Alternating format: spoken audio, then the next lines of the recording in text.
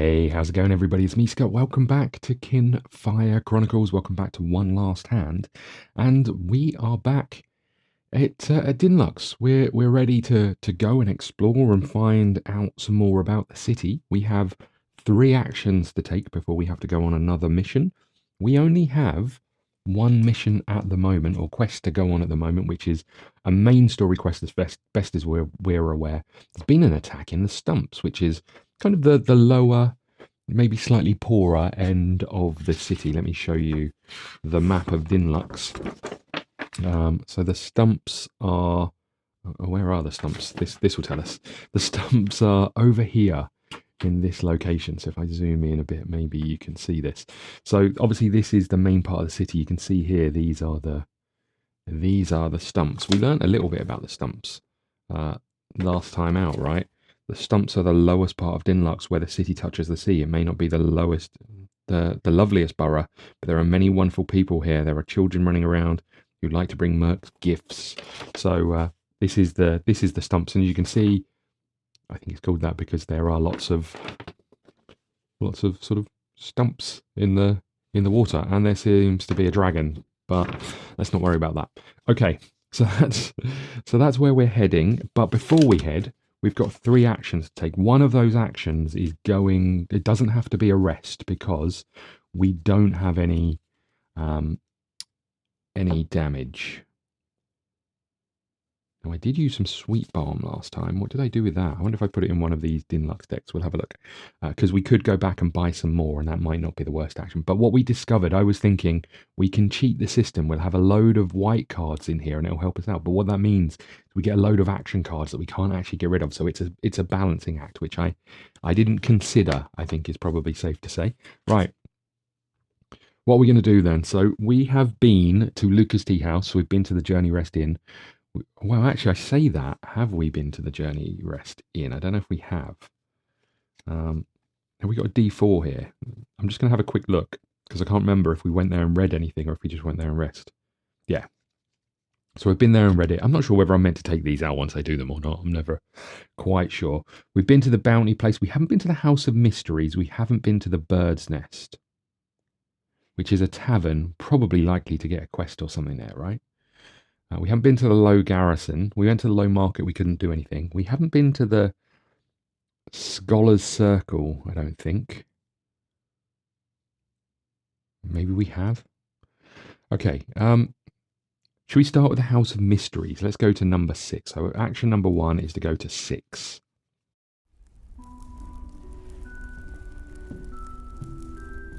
As you enter the darkened room lined with candles and strings of amber beads, a woman's voice rings out. Ah, you've come at last. Oh, just as I have foreseen. The spirits revealed that you would seek me out for a reading, but they failed to mention if it would be on this visit or a future one. What say you? Shall I read your fortune? I mean, we're here, right? We've got 5 coins. We probably need to go back to the casino, but we do have... Let's just have a look up here. We have 5 coins here. It's going to put us down at a fairly low amount. I think we're at 7 now, but that's fine. So there goes those 5 coins. It says here, remove this card from Dinlux and go to event DE. Otherwise, return to the map and choose again. Okay. The fortune teller smiles as she pockets your coin. I am Lady Mystery, and I see things hidden to others. Please pick up the bones on the table, shake them, and throw them back onto the table. Doing as she asks, you are astonished to see the bones form a perfectly straight line pointed at you. She frowns deeply. I've never seen that before. Clearly, fate has taken a special interest in you. I will cleanse your auras as best as I can, but powerful forces are arrayed against you, so I can make no promises. Chanting, she waves incense around you while walking in a circle. There, I've done what I can.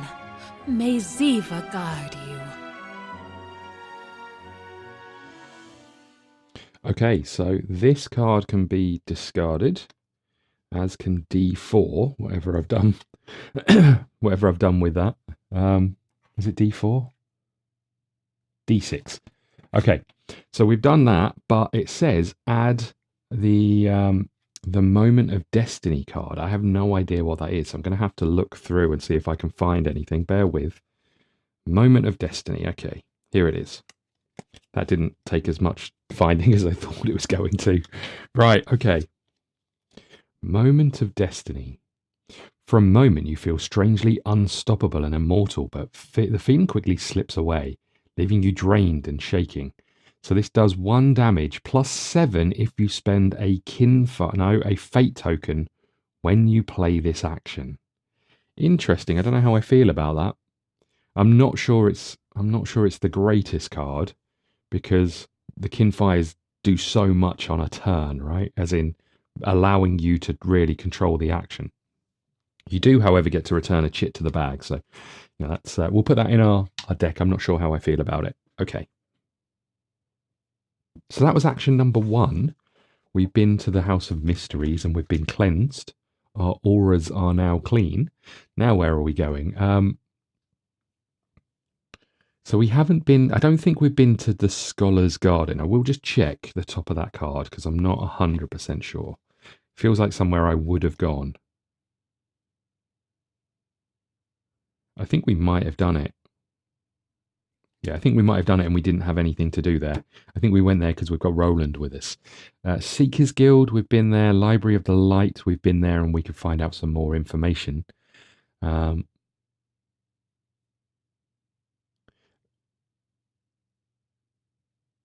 Let's go to the Low Garrison, number 1.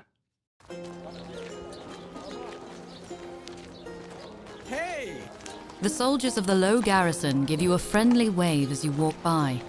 While they enjoy heckling some of the traders and other residents of the Stumps, they hold seekers in high regard. They're grateful that it's you, and not they, who have to brave the darkness outside the city walls.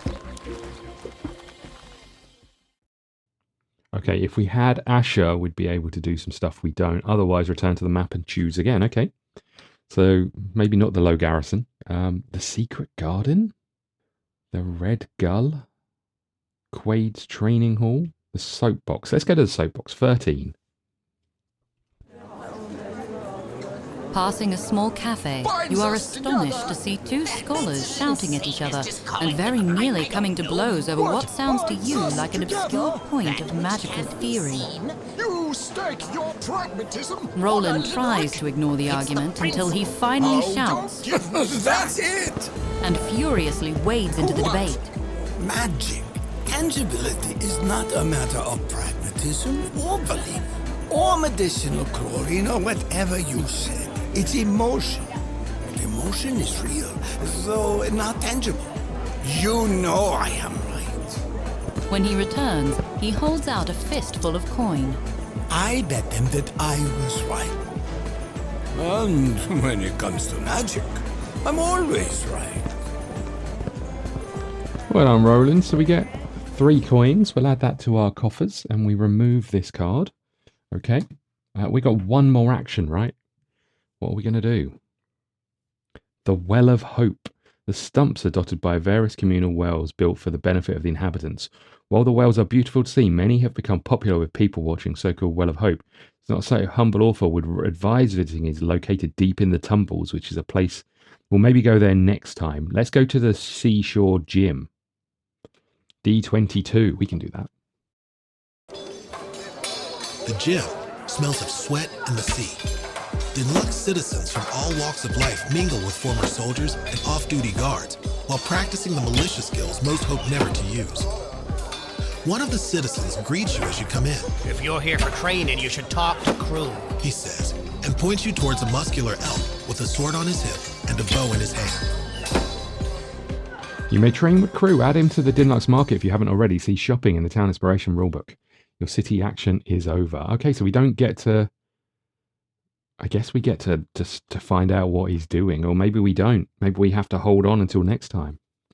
Should we? Let's have a little look. Whether we're right or wrong, we'll have a little look. I can teach you what I've learned in the guard, but it's up to you to make anything of it. One seeker may pay 2 coins to train with Krew. If so, flip 3 cards. If at least 2 are red, the seeker gains one of the following cards. Killing intent, 2 coins and 2 red. All or nothing, 2 coins and 2 red. Killing intent here is your focus will be upon your enemy. You focus will upon your enemy, letting them feel every ounce of your fury. Every enemy that has twice your current hit points or less gains a stun. That's quite nice. It's a free action. All or nothing. Look at this. Channeling everything you've got into a fearsome attack. You find yourself exhausted afterwards, barely able to stand. After attacking, add 1 exhaustion to your hand for each of your seeker chits in the spent chits area. Then spend all of your seeker chits left in the bag. So we can take this action, and so if we only had 1 in there, we take this and gain a fatigue, and then, or an exhaustion, sorry, and then we could take out every other one of our seeker chits and continue to take actions. That's huge, isn't it? That is huge. Obviously, it's about when the right time for it to come out. Return a chit to the bag and draw again for that one. The other one was do 2 damage. Now, this indicates to me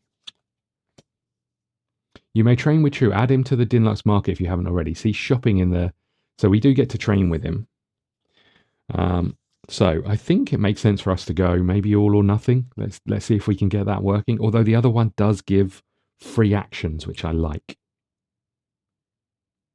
Imagine if we got all or nothing. We put it on Roland, and then Roland could stack up a load of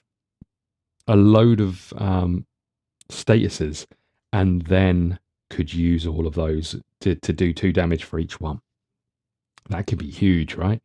Once gained, add this card. So let's try all or nothing with Roland. It feels unlikely. So it's 2 coins that we need. Let's take 2 coins from here. And we're turning over 3 cards and looking for red. Okay, here we go. Even if we do this, we can't actually use it. Our first card is a blue. Our next card is a blue and a green. We fail. Our last card is white, so we would have done it. I mean, it's going to be tough. Roland's only got 3 red cards, but he's got some white cards in his deck. Whoops, I shouldn't have reshuffled those back in. That's on me. Okay, so these go over into the shopping deck. What did I do with what's here? Okay, so we'll put those into our shopping deck there. We'll remove that from there. We'll take both of these and tuck them out of the way over here. We only have 1 quest to do, everybody. We are going on quest number 6. There's been an attack in the Stumps. Okay. Here is number 6. Look at this. This is pretty... I love the art. So good. Right, let's remove some of these and let's dive into number 6.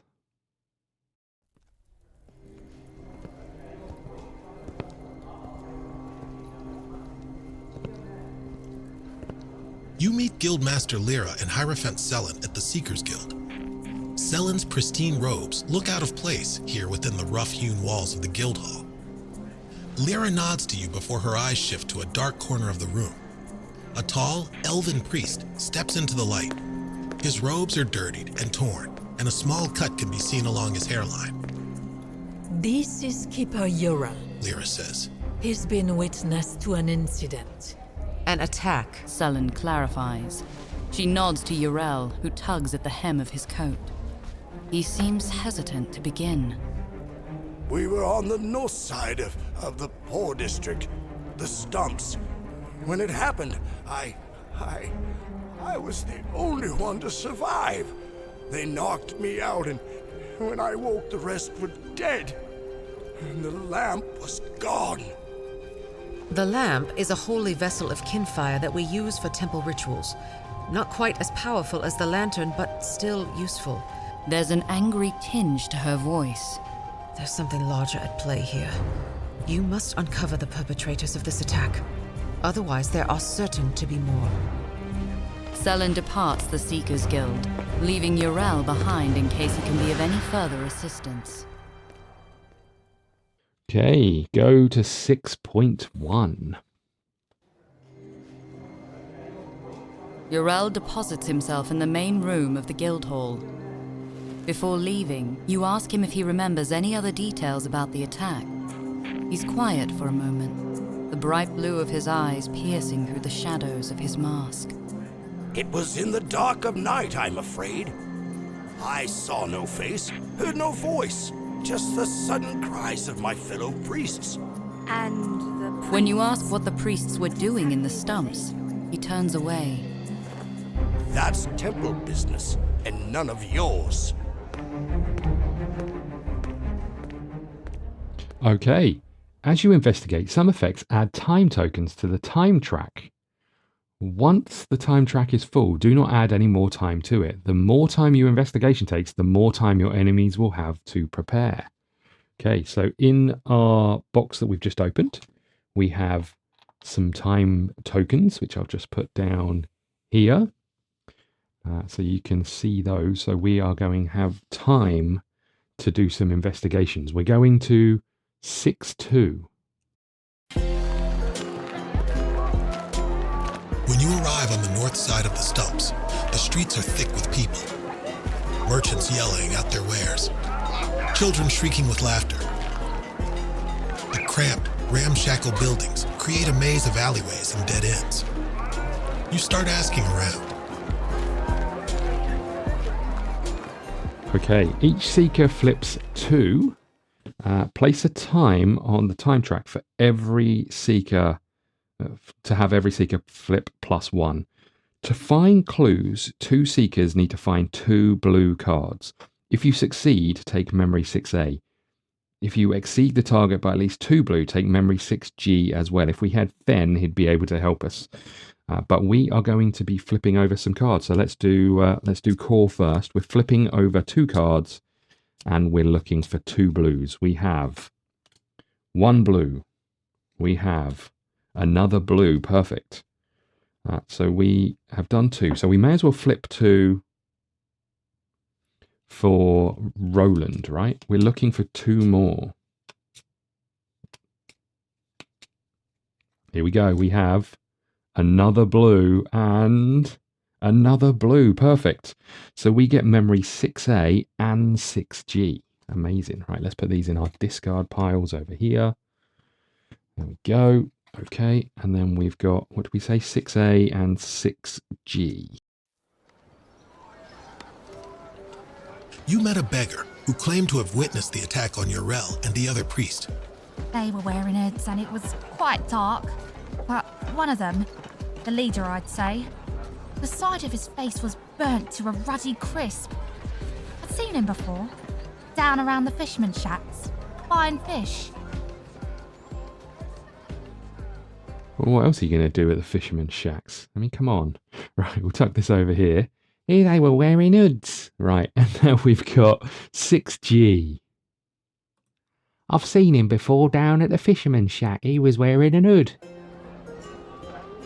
A young elf selling beaded necklaces to passers-by in the Stumps overheard you asking about the attack on the priest. He seemed unfazed by the violence. They left one of them alive. Barely touched him, really.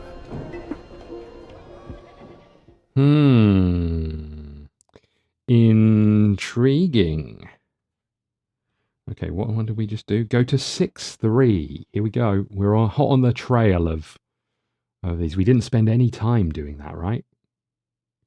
I should just check, but we didn't spend any time. Every seeker, place a time on the track to have every seeker flip another card. So we didn't have to do that. Perfect. You approach a group of beggars on a corner and ask about the attack. An orc stands from a stump and stretches. The human woman next to him shakes her cup at you, a few coins clanking around inside. What's it worth to you? The orc puts a hand up to quiet her. He nods to you and then makes a hand gesture to the woman. She sighs and says, We saw it all. A pack of hooded brutes. 4 of them. They attacked those priests out of nowhere and then disappeared down an alleyway off the main road.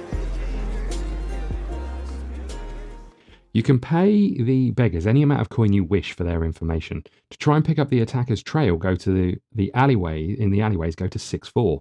To follow the main road to the fisherman's shack, go to 6-5. We don't know how long ago this was, right? Let's pay them a coin, right? Because we're nice like that. So we're going to give up 1 coin here to give the beggars some information. Doesn't make any difference, but I'm a nice guy. Right, we are going to go... Let's go to the alleyway, right? 6-4. I'm not sure this is the wisest move, but... hold on. Hold on a second. If we go to the fisherman's shack and Krew is present, let's go to the fisherman's shack first. 6-5.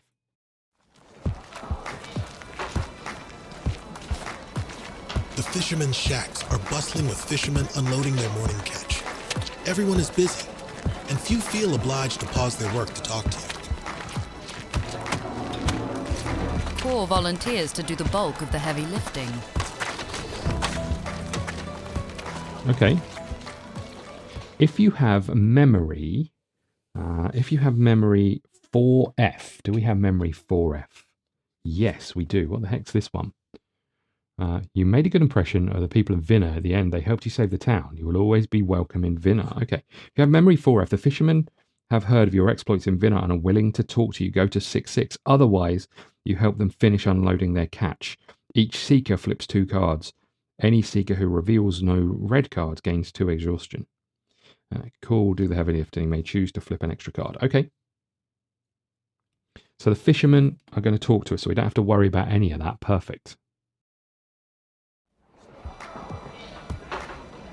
The fishermen are happy to tell you all they know and then some. They pull up crates and recount tales of dangerous storms and sea creatures that haunt their nightmares. You attempt to steer their conversation towards the matter at hand. Okay, so we've got memory 6A, right? Each seeker flips 1 card. If you have memory 6A, each seeker may flip an additional 1 card. To get a clue, you need 1 blue from our 2 cards that we're gonna flip for each. So 4 cards. If you successfully get a clue, take memory 6B. If there are 2 or more time on the track, go to 6-7. Okay, so we're flipping 2 cards because we've got memory 6A over here. That's the wrong one. We've got memory 6A over here, and if we get 1 blue, we succeed. So here we go. Okay, we're looking for 1 blue. We have a white. That will do this. I mean, we'll turn over the other ones anyway, and we should do it for Roland. There's nothing about getting more on here. So there's a green and there's a white as well. Perfect. Okay. If there are 2 or more time on the track, go to 6-7. We get memory 6B. One of the fishermen told you about a man he's seen frequenting the area. Well, he's a blacksmith. Works in the craft quarter. Comes around every week or so asking about the bits and bobs that turn up in our nets after starless nights. Amulets, bottles, odd little things like that. Anything to do with the hidden god. Altan. What would someone want with things of that nature? Well, dunno. Could just be a hobby of his, I suppose. A strange, dark, creepy hobby. Okay, someone who likes Altan. Okay, we'll bear that in mind. Discard this at the end of the quest. Otherwise, go to... So what do we do after that? If you successfully get a clue, take memory 6B. If there are 2 or more time on the track, go to 6-7. Otherwise, go to 6-8. There are not. I want to go back to that alleyway.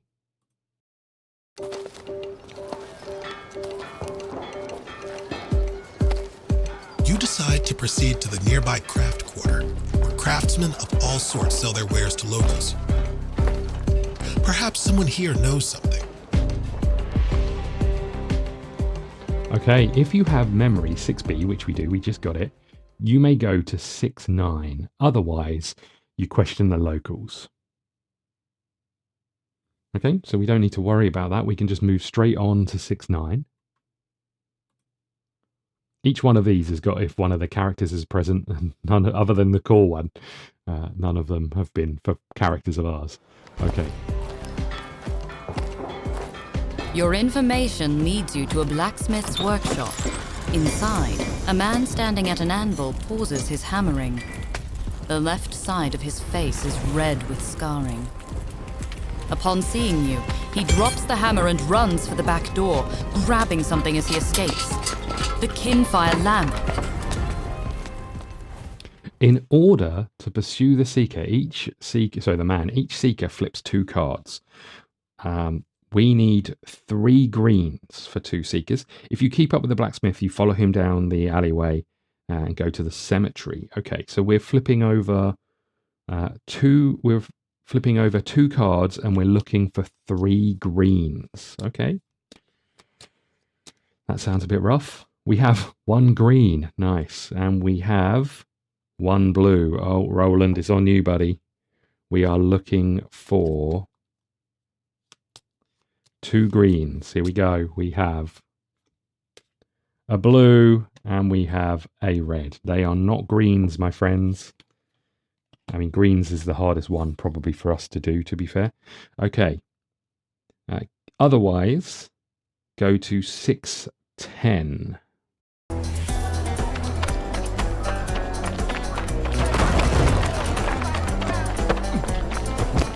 Far up ahead, the blacksmith disappears behind a corner. By the time you catch up, he's nowhere to be seen. Looming in front of you is the entrance to the cemetery, and beyond its gates, rows and rows of crypts.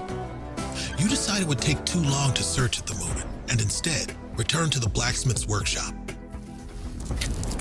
In the workshop, you look around for any telling clues. At first, all you find are an assortment of tools, hammers, tongs, and pliers, until you come across a scroll case hidden within a box of iron ingots. You resolve to return and search the cemetery inch by inch. Okay, so memory 6D is here.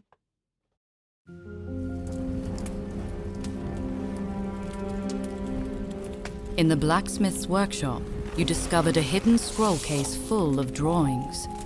You first believed them to be anatomical in nature, before recognizing them as design specifications for hands, limbs, and joints.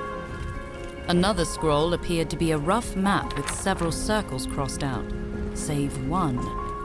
A single word was written in the corner: Loci.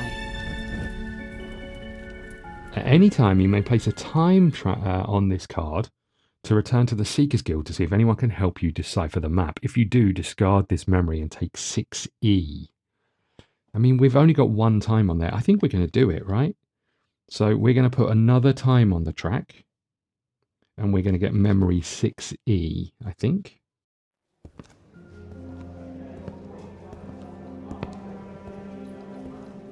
Your Rel intercepted you at the guild hall, and you showed him the map you discovered. Loci. He mused, rubbing his chin. They are wellsprings of magic. Some occur naturally, while others are created by events of intense emotion. He laid the paper over the map of Dinlux on the wall. Oh, if this is the lighthouse, then... The only circle not crossed out fell squarely on one of the crypts in the cemetery. Anytime you may go to the cemetery, discard this memory at the end of quest 6. Okay. Well, I mean, I guess now is a good time, right? What else are we going to do? What did this say? It said go to 611. Okay. Go to 611 and Roland is present. We'll do that.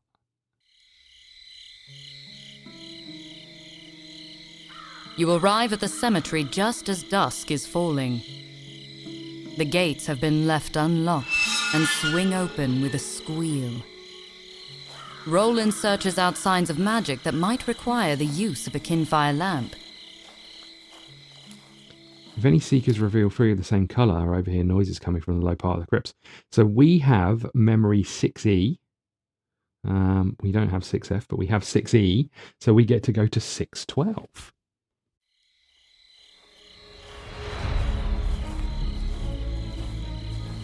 From a crypt in the last row of the cemetery, you hear the sound of chanting voices. You peer inside to see a group of 4 masked figures in a circle with their arms raised. In the center, the stolen Kinfire lamp is sitting in the lap of a revenant, or you realize, a revenant shell. They must be attempting to fill it with a spirit. You'll have to do something quickly before they succeed. Well, well, well.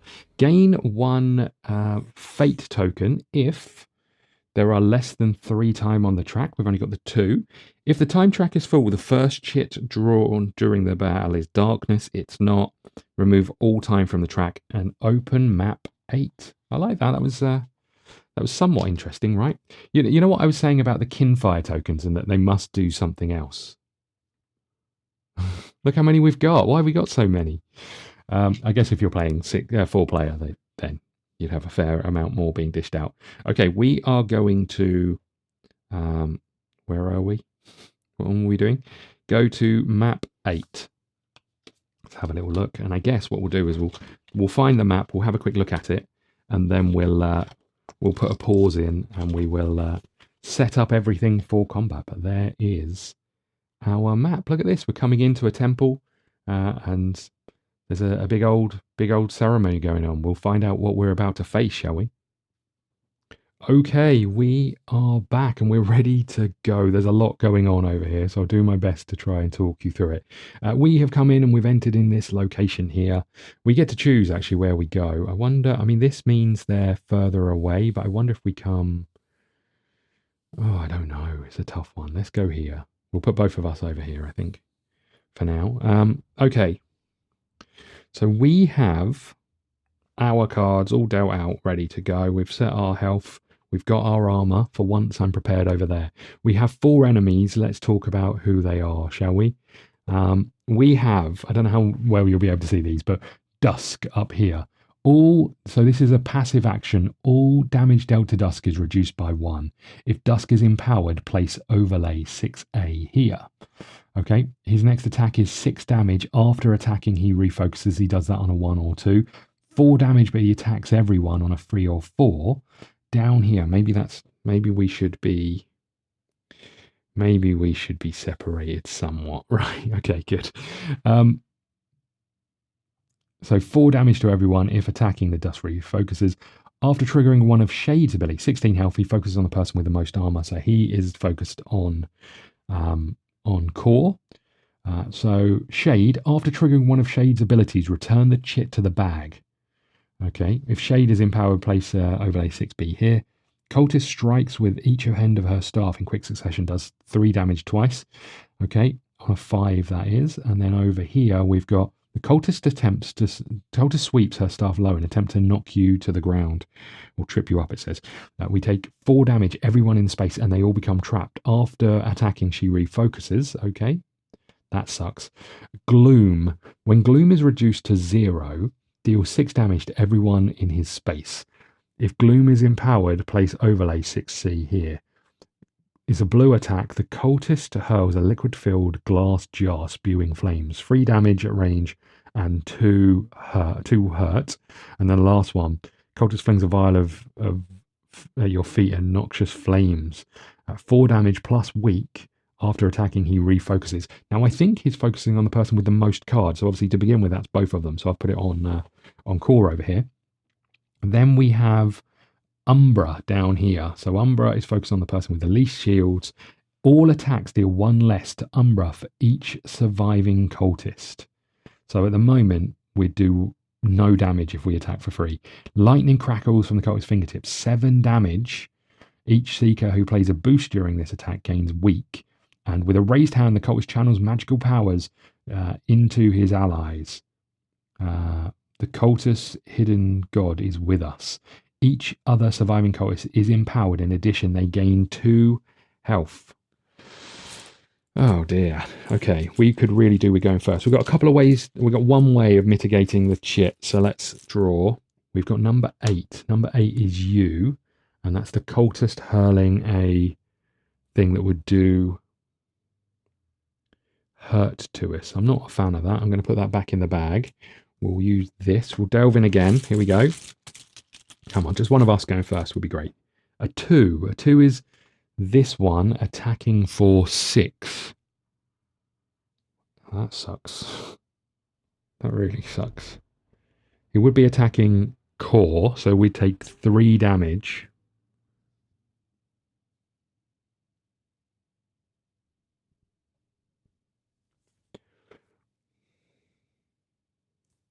There's a benefit to me moving first, because if I'm here, you're not attacking me.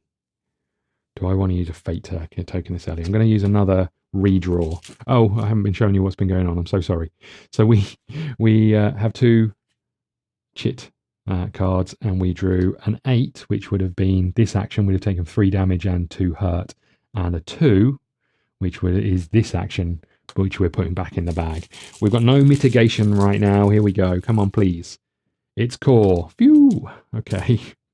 Core, what are you going to do? Well, first things first, I think we can't. I do have ranged.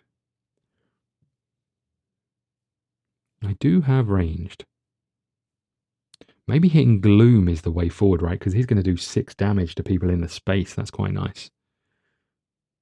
Okay. Let's do that then, shall we? So we're going to do Pierce Defenses. We're going to do... Oh, interesting. This cannot be reduced. So even her, you can't attack me, doesn't make any difference. Interesting. I mean, it's not going to help enough, but... First things first, let's play our ward. We were lucky enough to get both of our wards out. So we obviously know our ward is that while this card is in play, enemies suffer 1 damage each time they move. So that's quite nice. So we're going to attack you. We're going to do 3 damage. You cannot... Oh, hold on. You can boost it with bile. I'm going to hold on to it, am I? Yes, because if I can get the ward out, that will help us. So I'm going to hold on to... Oh, no, let's just do it. Yes, let's just do it. I'm going to play bile. So bile does 2 hurt to whichever one we're aiming for. So that's nice. We're going to put it on you over here.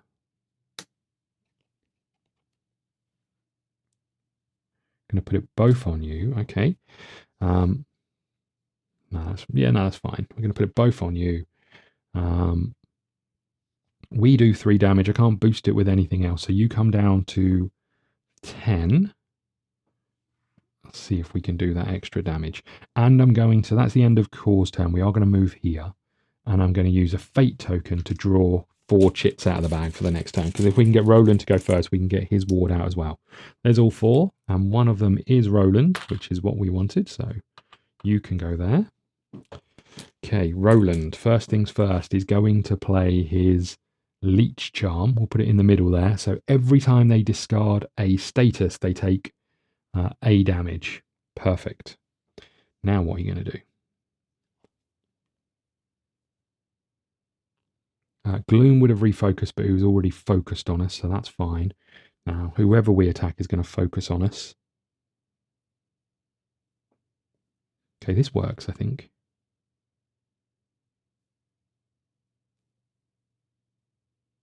This works. We're going to move here. Are we going to move here? I mean, doing that damage to him is huge, but...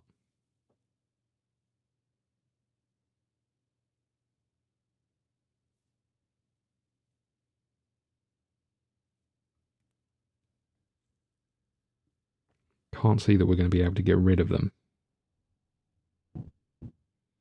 Is trapping them or is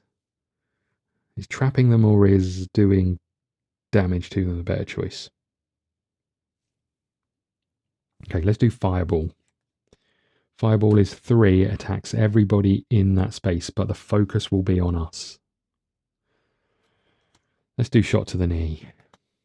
So in this instance...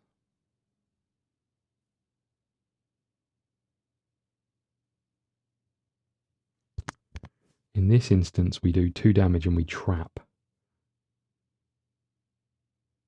feel like trapping Dusk could be a good move, but... you know what? Fine. I'm doing Meteor Throw, which is 3 damage plus a hurt, and you may move your target 1 space. So I'm going to stand here, and I am going to attack Gloom for 3 damage. We can boost it for 1 with Core, so we'll do Pierce Defenses, so that's 4 damage. So you're down to 6. And we get to apply a hurt, which I guess we'll put on you for now. And we get to move you one space. We're going to move you into here, I think. And we get to move one space. You are now focused on us. Okay. And I think we'll stay where we are, I think.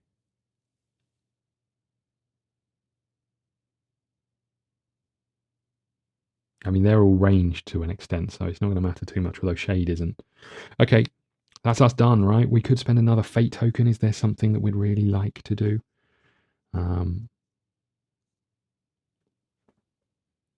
This would not kill you. This would then trap you in that space. That would be nice. Okay, let's see if we can... I'm going to use another fate token. I'm going to draw in, and we're hoping for Roland here. 1, 2, 3, 4. It is Roland. I think Roland's still the right way to go. Okay. It's still not going to kill them, but it's a good step in the right direction. Well, this does damage to all of the people in that space. I think trapping them is the way forward. We're going to use shot to the knee, so it's 2 damage. I can't do anything else with it. That's 2 damage to you. 1, 2. And we apply... Is this the right way to go? I really want to kill you because you're going to do 6 damage, but trapping Shade might be more important. You know what? I'm going to change my mind. Let's put you back up to 6. Not sure this is the wisest move, but I'm going to use Fireball, which is 3 damage to everyone in that space, plus a hurt to everyone. And this attack affects Seekers as well. We're going to get all of the focus on us. Good luck, Roland. But we are doing 3 damage to everyone, so you're down to 3. You don't go down at all because you're on full health and there's 3 cultists there. And 1, 2, 3, you go down to 11, and you get a hurt.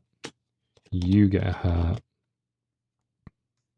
Now, this is going to trigger more often, and you get a hurt.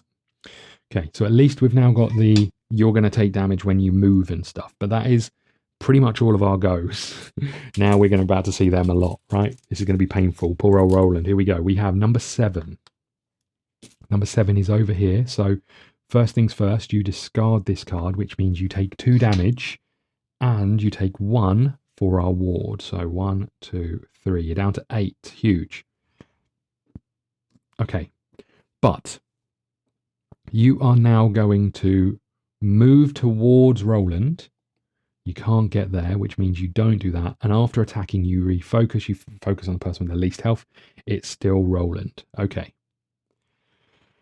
Back in the bag we go. Should have trapped them. Here we go. We have number 10, which is, I'm guessing you, right? This is going to suck. Yeah, number 10 is up here. So you take 4 damage. That is enough. Well, you take 6 damage. That is enough to kill you. So you go down to 0. That's a tad annoying, I'm not going to lie. But you are no more. That's huge, right? When he reduces down to 0, all enemies in that space take 6 damage. So you, it's not as much as we were hoping, will take 3 damage. Or what were you on? 20. So you're on 17. Well, that sucks a little bit. You would have taken a damage when you moved. Don't forget that card. Okay, you're down to 7. Right. Is there anything else I need to do? I need to rejig your tokens. They go to the person on the furthest on the right, which is you, which really sucks. We're going to just start laying these down the bottom here. Okay. Right. That really sucks. Because I don't think we're getting away from you being improved any. Right. I could use another fate token. You refocuses, which is on the least health, so that's the same as it was. We can remove this little token. We'll tuck that over there. Okay. Now we're back in the bag. Please give us one of our characters. I need Roland to get moving. We got number 4. Number 4 is Gloom. Is Dusk. Bad news. He is going to move. Boop. And then he's going to attack Roland for 4. Roland has 1 health. And I am going to use a 1 armor, and I'm going to use a block. So 2 damage to Roland. However, you take 1 damage for moving, Sunshine. All damage dealt to Dusk is reduced by 1. So I'm assuming he doesn't take any. You take, how much did I say? 2 damage. You're down to 13. Okay. I was really hoping this was going to go a bit stronger. If I'd have trapped them, would have been fine. Right, okay.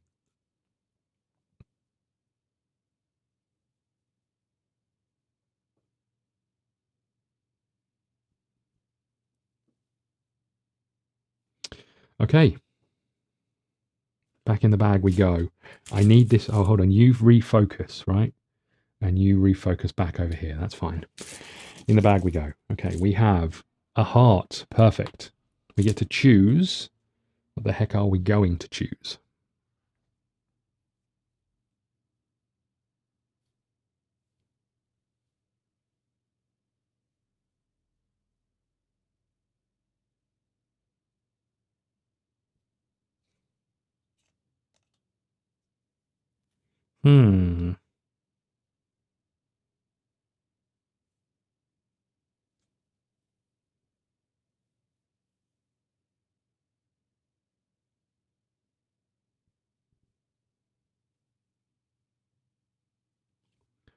Okay. We are going to do shot to the knee with Roland, I think. That's 2 damage. Plus we can use our boost to get an extra movement. So we're going to do 2 damage to Shade, which brings you down to 5. And we're going to put 2 trapped on you. 1 and 2. And then we get to move. And then I get to move again. So I'm going to come and stand over here and hope. Just hope. Right, okay. Roland needs to redraw. He gets his lantern. And 1, 2, 3, 4, 5, 6, 7. Okay. So we have a boost, well-timed blow. We love that card. And a sweet bomb. Okay. And a load of boosts. No way to redraw chits or anything, unfortunately, but we do have ways of applying status effects, which is nice. Okay. Back in the bag we go. We have number 5. Number 5 is over here. So you are trapped. So when you discard this card, you take 1 damage. You're down to 4. And you cannot move to come and hit us in the face, which is great. Okay. Back in the bag we go. We have Roland again. Huge. Good old Roland. Now, Roland isn't in a great place to attack, but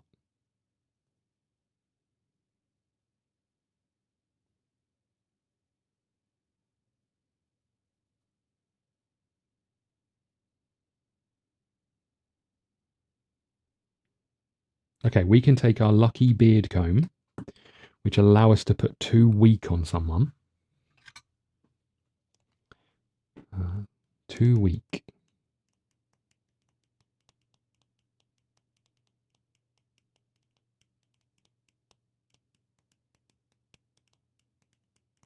Well, we want to play this, obviously. This is the... yeah, so this one we can... this is our well-timed blow. So we want to hold on to that until we've done all of our status effects. So who are we going to put this on? Maybe we just pile these all up on Dusk, right? Let's put this here. Okay.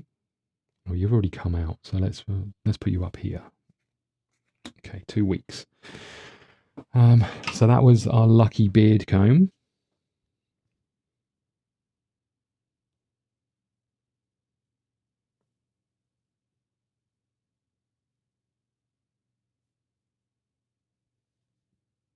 Then I think we move down here. I mean, I really like to get rid of...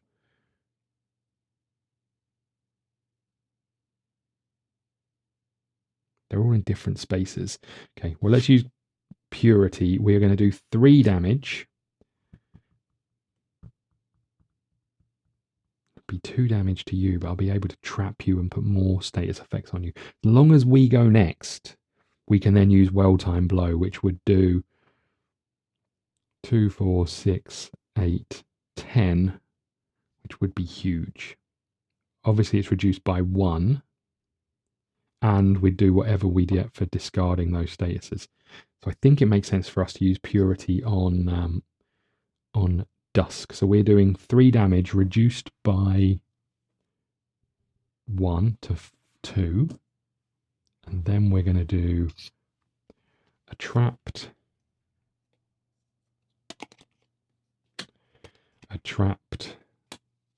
and another trapped. Okay. Then, after attacking, you distribute them as see fit. Then we're going to spend our fate token. Do we want to move?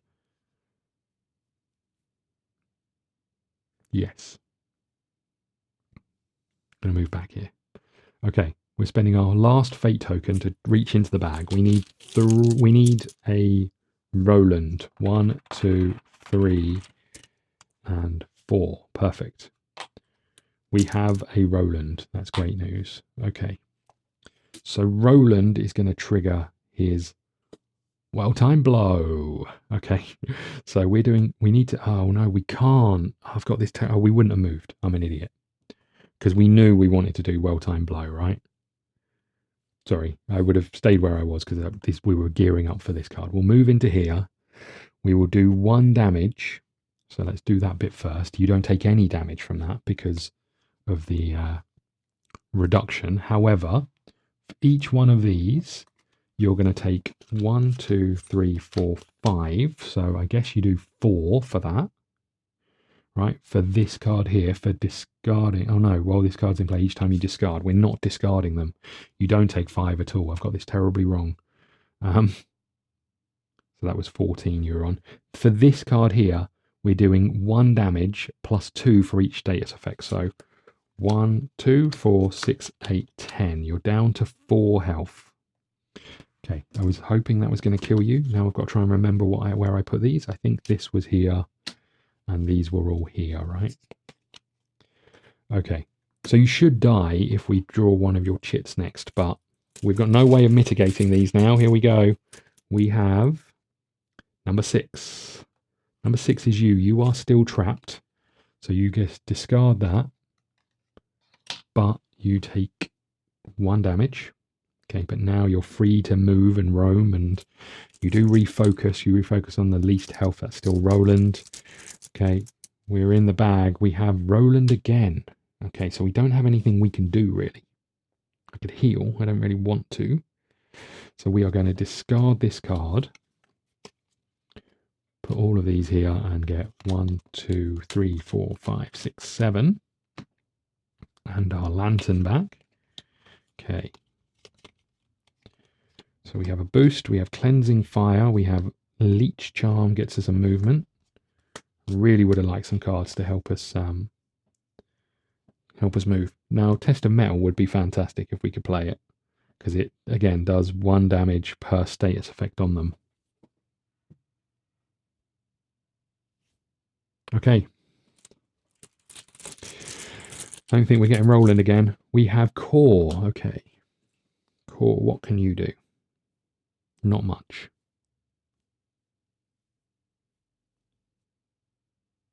Okay, Core can do quite a lot, actually. We're going to move into this space.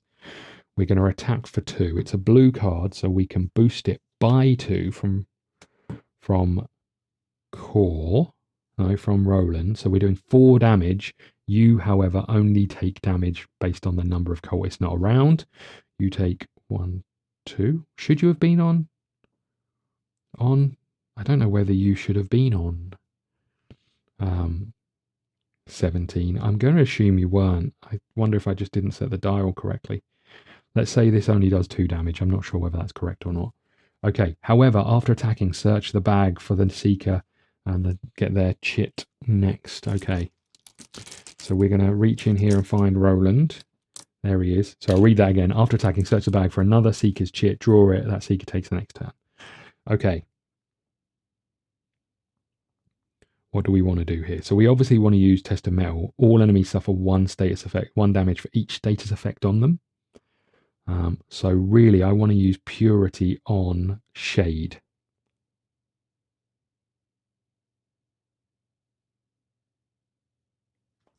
Okay, we're using Purity. It's 3 damage. We're going to do it on Shade. So 3 damage is enough to kill. Ooh, ooh, ooh.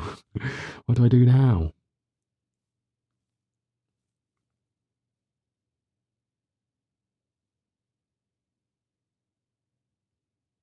Ooh. I mean, if we do 3 damage to you, it's going to kill you anyway.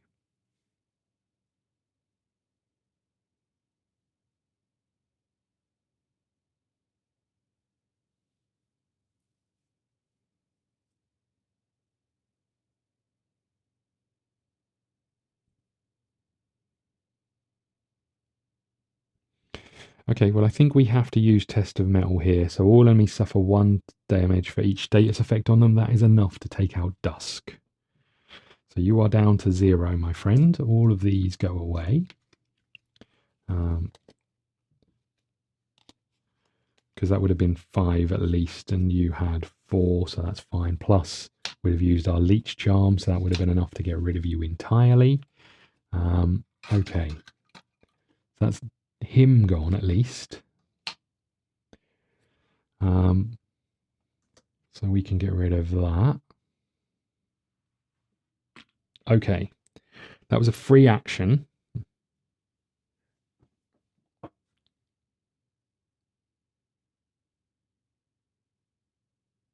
Now we're going to do Hammer and Tong, which is 3 damage plus a stun to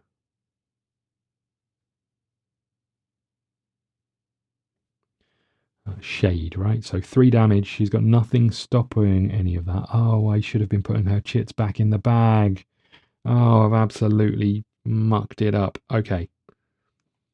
So 3 damage to you. That's you dead. We would put a stun on you, but that's you gone.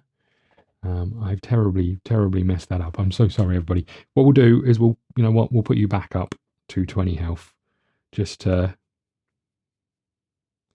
mitigate some of that, because I should have done it sooner. Okay, so that's you gone, which means you're now free to be attacked, right?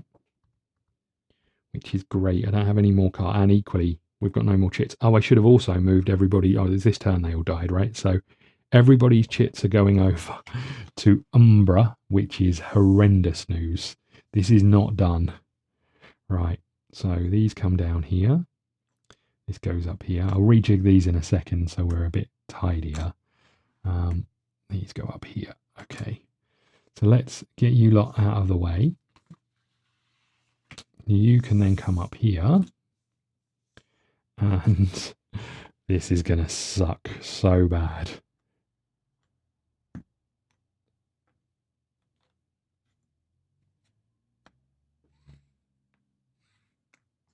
This is going to really suck so bad. Okay, because every time, you've only got one that hits us. But when it hits us really hard. That's annoying, because we should have had like 7 and 5, I think, back in the bag. That's on me. No, 6 and 7. So it was only 7. Oh no, it was both of them. So she should have got more goes, likely. Okay, well look, we live and learn. So we've done Purity, right? That can go back in here. You've done everything you needed to do. We're back in the bag. We're about to get our asses kicked. Okay, we have number 1, would you believe? That is 7 damage. She is focused on you, so she is going to move. Uh-oh. However, that was number 1, right? So this is on this one at the bottom here.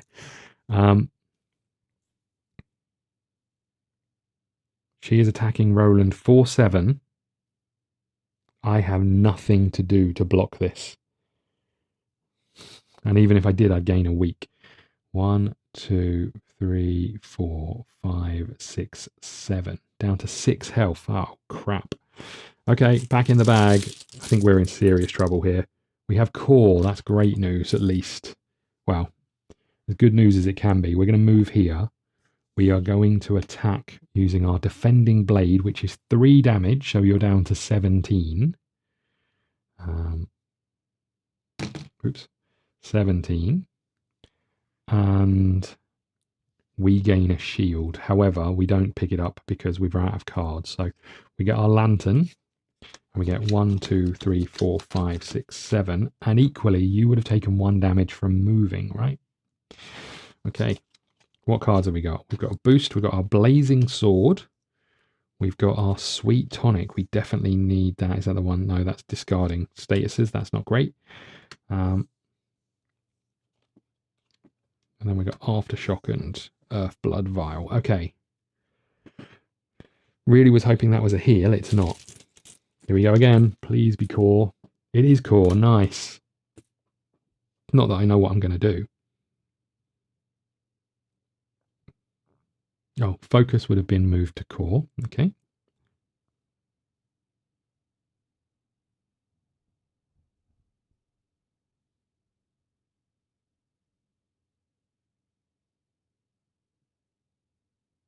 Okay. We're going to move 1.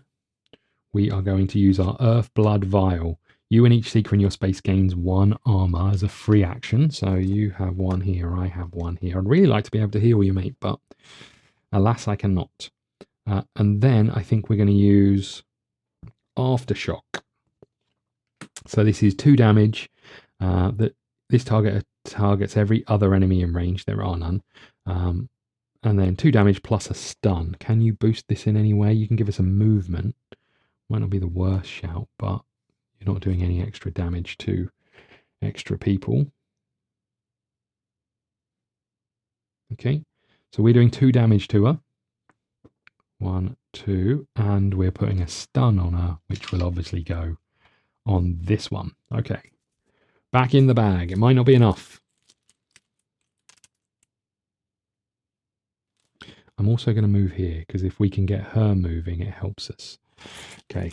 Oh, in which case, I will spend this to move here. Okay. Here we go again. We're in the bag. We have number 11, which is this bottom one, which is a... You discard this, you take 2 damage, and 1 for discarding it. So, down to 11. Each other surviving cultist is empowered. In addition, they gain 2 health. We don't have to worry about that. That's fine. So all of these are a bit of a waste of time, which is great.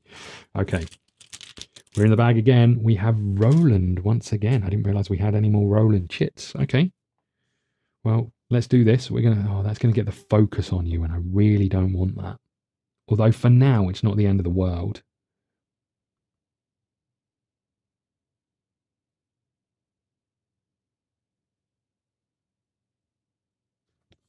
We're doing it. We're doing cleansing fire. This could be the end of us, but we're doing cleansing fire.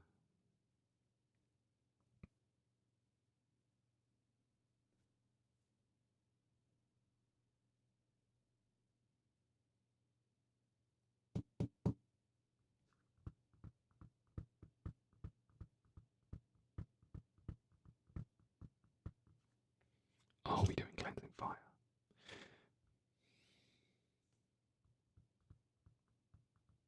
No, I'm going to discard, and we're going to take our lantern back. We're going to get rid of all of these, and we're going to deal ourselves 1, 2.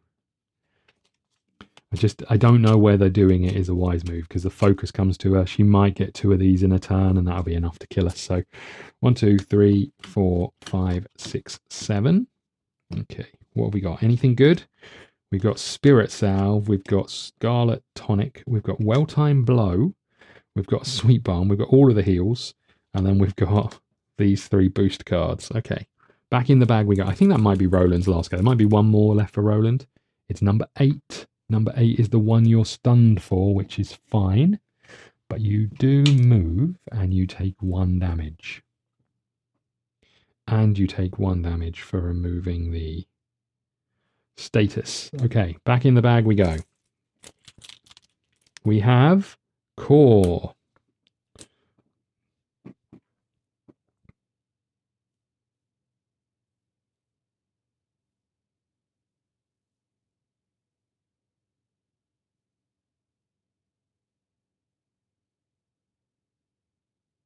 Okay, I think this works for us. We are going to, before attacking, move all adjacent enemies into your space. So we'll do that. That means you take 1 damage. You're down to 8. Then we are going to do our 2 damage for every enemy in the same space. Before attacking, move any adjacents in here. That means we put 2 damage on you. You are going to boost it by 1 over here. So we're doing 3 damage. 1, 2, 3. And we're going to move. Whoop. See you, love. Okay. And we've got the focus. Okay. I'd like to be able to move again. I can't. Back in the bag. We have core again. Okay. Not horrendous. Not amazing, mind you, but... Okay, well, that's fine. We're going to move into your space again. We're going to use our blazing sword, which is going to be 3 damage plus a hurt. 1, 2, 3. In theory, you will die when it's your turn because we've got the hurt on you. So I think we're all good, apart from this bottom section, but that does nothing for her. Okay, we are back in the bag.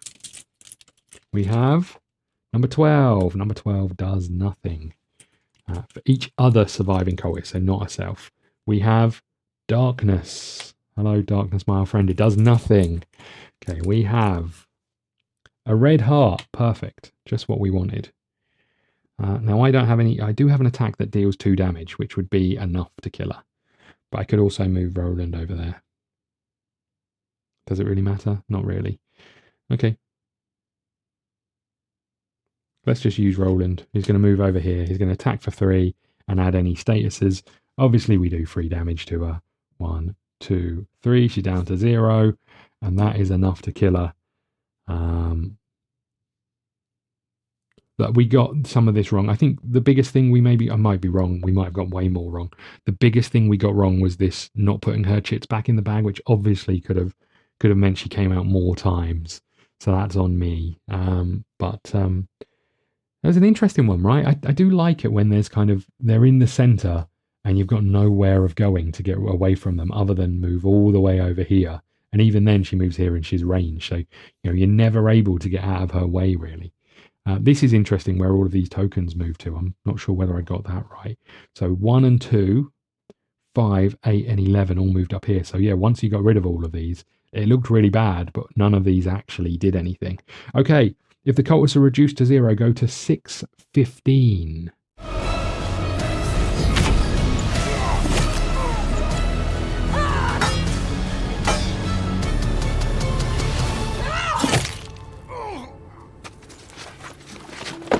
Finally, the last cultist falls to the ground. He lets out a gurgling laugh. You think you can stop darkness from falling? Alton's will is ordained. Killian will see it done. He grows still as he takes his last breath, his empty eyes staring past you at the clear night sky. You make your way to the Seekers Guild, where Yorel awaits your return. You hand over the recovered Kinfire lamp and recount to him the details of your investigation.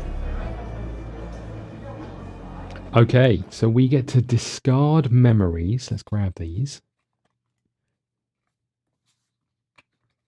Discard memories 6A through 6F. So we've got A, B, and E, so they can be discarded.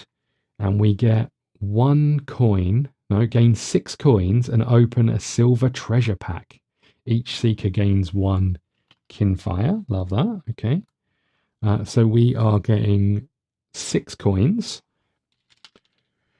1, 2, 3, 4, 5, 6. Okay, so let's move this out of the way. So 6 coins go back up here. Love that. And open a silver treasure pack, our first silver. Okay, what have we got?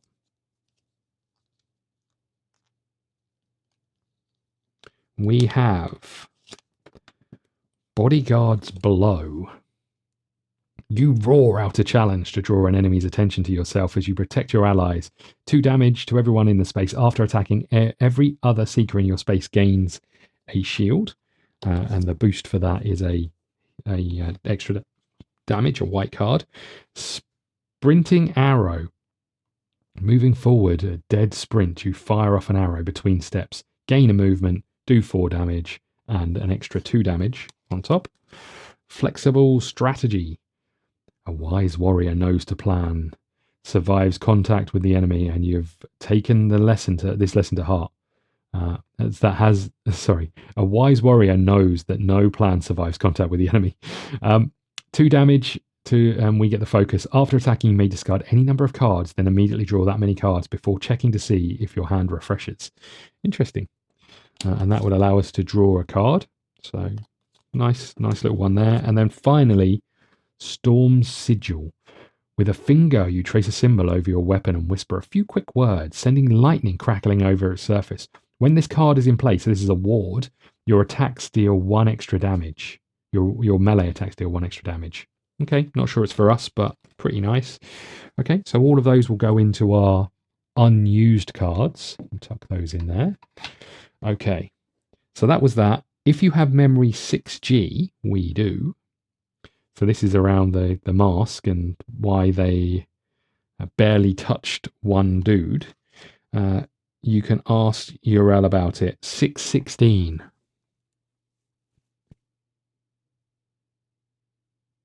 Oh, this says take memory 6I. Am I getting this confused?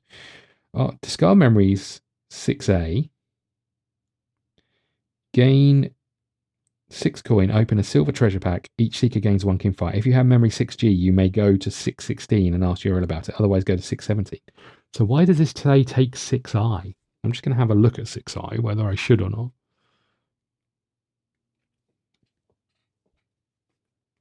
Hold on, where's 6I?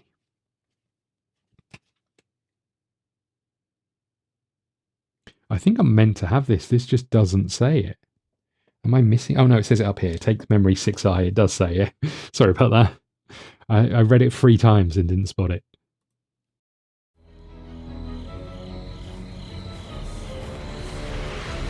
You interrupted a group of cultists in the middle of a ritual. It seemed that they were attempting to bind a spirit to a revenant shell. Perhaps the shell they constructed will yield further clues if shown to the right person. Get him! Don't let him take the shell! Okay. So we can put that in our memories gained. I'm glad we read it again just to make sure we got it. Okay, we are going to go to 616.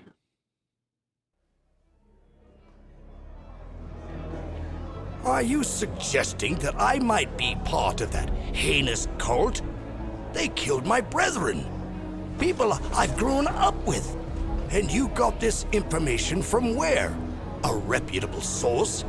Or perhaps a rumor planted on the lips of an innocent, meant to sow confusion and divide us? Urel shakes his head.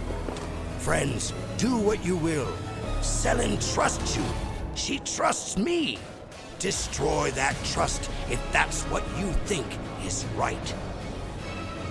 Go to 617. Hierophant Selin arrives to hear the results of your investigation. Hillen. She mutters after listening to your report. No, I've not heard that name before. But that cult is dangerous. They welcome the darkness, believing it to be Alton's will. But Alton is only the embodiment of their hatred for Ziva. I had my suspicions that they were involved. Okay. If you have memory 6G, you may choose to tell Selin about it. Discard memory 6G and take memory 6H. I mean, we've got to, right? This seems too dodgy not to. So we're going to discard 6G and take 6H.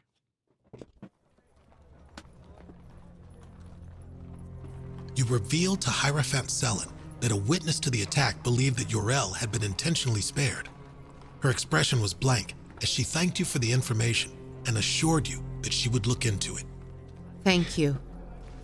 You're welcome. Of course, I will investigate this. Great. I mean, how can you tell if her expression was blank? How can you tell? Right, anyway. So we get memory 6H. Okay. If you have memory 6G, you may discard it to tell her about 6H. So we've done that. If you have memory 4D, but not memory 6I, we don't. We have 6I. Okay. Otherwise, continue to below. The plot in Vinna was only the first drop of rain in the hurricane. All of Dinlux is at stake now.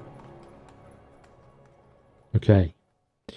Take prompt Q17. Sorry, Q7. This quest is over. Gain 4 city actions. Red Sky at night.